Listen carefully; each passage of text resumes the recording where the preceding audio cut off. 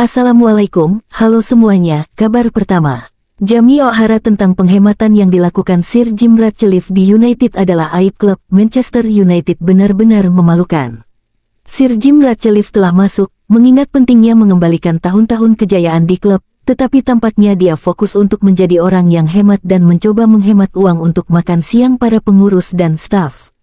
Mereka adalah Manchester United, mereka dimaksudkan untuk menjadi klub terbesar di dunia. Ratcliffe telah mempermalukan dirinya sendiri dan hal itu menjadi landasan yang buruk bagi Amorim untuk ikut serta. Sejujurnya Anda mungkin masih memiliki keluarga Glazer yang bertanggung jawab, setidaknya mereka mencoba mengeluarkan sedikit uang.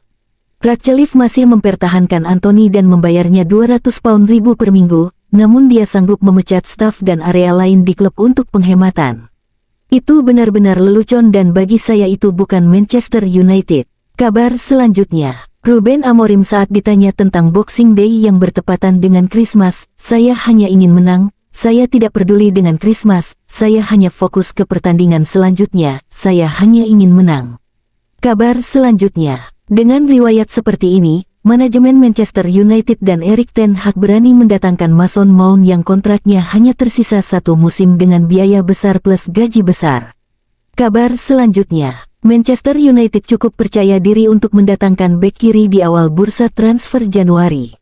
Klub tersebut tertarik pada Miguel Gutierrez dari Girona dan klausul pembelian kembali untuk Alvaro Carreras. Chris Winterburn, Marca. Kabar selanjutnya, Juventus tidak menyerah untuk merekrut Joshua Zirkzee. Mereka siap jika Ruben Amorim tidak memberi Zirkzee menit bermain di Manchester United. Alfredo Pedula. Kabar selanjutnya, Arsenal telah menyerah dalam upaya mereka untuk mendapatkan target United, Victor Gyökeres, cut offside.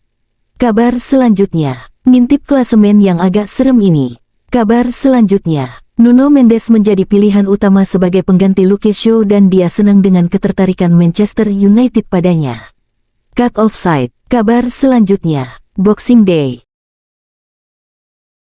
Alphonso Davies tidak dianggap sebagai target prioritas saat ini untuk Manchester United. David Ornstein, Athletic. Manchester United serius mempertimbangkan untuk mengaktifkan kembali klausul pembelian kembali senilai 16 juta pound untuk Alvaro Fernandes. Vicajes. Kabar selanjutnya, Ruben Amorim, ini mungkin salah satu momen terendah di klub kami. Kami harus menghadapinya dan menjadi kuat di situasi ini. Itulah yang saya inginkan dari setiap pemain di tim. Kabar selanjutnya, Ruben Amorim mengenai kenapa Manchester United berada di posisi ke-13, sesuatu yang tidak akan terjadi pada Real atau Bayer. Ini pertanyaan yang sulit dijawab. Yang saya tahu adalah bahwa situasi ini tidak boleh menjadi normal. Saya mengerti bahwa ini adalah momen yang sulit dan saya bertanggung jawab. Sejak hari pertama saya tiba, saya bertanggung jawab atas tim. Kami hanya harus berpikir untuk meningkatkan diri dan tidak berfokus pada apa yang terjadi di masa lalu. Pikirkan masa kini untuk mempersiapkan masa depan agar hal ini tidak terjadi lagi. Jika saya tahu jawabannya, saya akan menyelesaikan semua masalah klub ini. Saya tahu apa yang akan saya lakukan, itu sangat jelas bagi saya. Itulah mengapa saya pikir saya merasa tidak bisa santai karena saya benar-benar frustrasi, seperti para penggemar, tetapi saya tahu apa yang harus dilakukan. Kami harus menyelesaikan beberapa masalah selangkah demi selangkah, menemukan jawaban untuk semuanya, tetapi ini adalah momen yang sangat sulit. Kami memahami para penggemar. Kabar selanjutnya, nasihat Michael Owen kepada Ruben Amorim. Manchester United saat ini bukan tim yang bagus. Ruben Amorim perlu memastikan pemain yang tidak tampil sesuai standarnya tidak akan bermain untuk jersey Man United lagi. Dia harus sebrutal dan sekejam itu. Kabar selanjutnya, sumber mengatakan Garnacho masih tersinggung dengan keputusan Amorim yang tidak memasukkan dia ke skuad melawan Manchester City. Amorim dan jajaran pelatih melihat potensi besar dalam diri Garnacho tetapi percaya bahwa temperamen dan penerapannya kurang dibandingkan dengan Amat, yang dipandang sebagai anak muda yang membumi dan haus untuk belajar, Steve Betts. Kabar selanjutnya, Fred mengenai perasaannya meninggalkan Manchester United. Saya benar-benar sedih ketika mereka mengatakan kepada saya bahwa saya akan meninggalkan Manchester United. Anak saya Benjina juga merasa sedih karena dia menghabiskan 90% hidupnya di Manchester, tetapi Manchester United tidak dapat dipisahkan dengan hati saya. Saya akan selalu merah selamanya.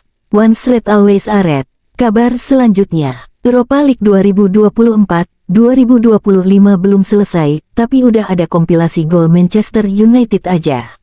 Kabar selanjutnya, it's not cosmetic, it's open heart surgery. Throwback penggalan salah satu statemen Ralf Rangnick tepat setelah ditunjuknya Erik ten Hag sebagai manajer Manchester United beberapa tahun lalu. Rangnick, Anda bahkan tidak membutuhkan kacamata untuk melihat dan menganalisis di mana letak masalahnya di Manchester United. Sekarang tentang bagaimana kita menyelesaikannya. Tidak cukup hanya melakukan beberapa perubahan kecil, hal-hal kosmetik. Dalam kedokteran, Anda akan mengatakan bahwa ini membutuhkan operasi jantung terbuka. Rangnick sejak awal telah memberikan warning kepada Ten Hag jika tidak akan ada quick fix untuk membenahi skuad Manchester United.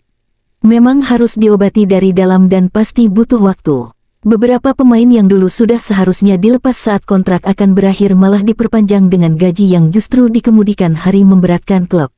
Hal yang makin ironis, pemain yang didatangkan pelatih baru juga kualitasnya bukan spesial dan diperparah dengan bagaimana manajemen mengurus nominal transfer dan gaji. Sangat disayangkan mengingat sudah pernah ada tokoh klub yang sudah menyuarakan hal ini. Kabar selanjutnya, Manchester United lebih konkret daripada Liverpool untuk Milos Kerkez.